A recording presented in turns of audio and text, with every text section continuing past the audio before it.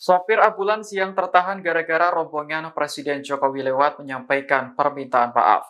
Ia mengaku merekam video secara spontan dengan maksud agar diberi prioritas jalan menuju rumah sakit. Sopir bernama Muhammad Rizky tersebut meminta maaf jika ada yang merasa dirugikan atas video miliknya. Saat kejadian, ia mengaku panik karena tidak diberi akses masuk ke rumah sakit. Sementara pasien yang dibawanya dalam kondisi kritis dan membutuhkan penanganan dari dokter. Kejadian ini berlangsung di depan Rumah Sakit Dr. Murjani Sampit, Kalimantan Tengah pada Rabu 26 Juni. Kabid Humas Polda Kalimantan Tengah, Kombes Erlan Munaji sangat menyayangkan kejadian tersebut. Pasalnya, sopir ambulans tidak menyalakan rotator sebagaimana mestinya ketika membawa orang sakit. Menurut Erlan, aparat sudah pasti akan memprioritaskan ambulans jika rotator dinyalakan. Meski begitu, pihak istana tetap menyampaikan permintaan maaf kepada pasien dan masyarakat.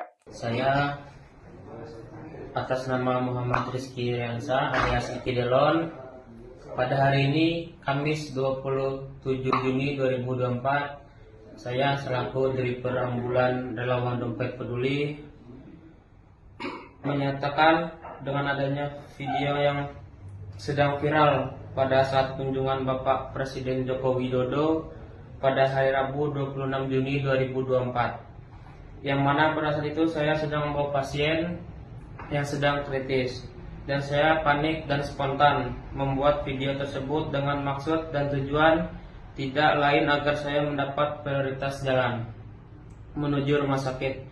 Saya pribadi memohon maaf pada semua pihak dengan adanya video viral tersebut yang merasa dirugikan dan merasa tidak nyaman dengan video tersebut.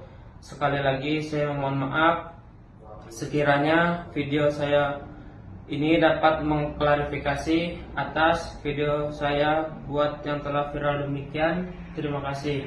Download Tribun X sekarang, menghadirkan lokal menjadi Indonesia.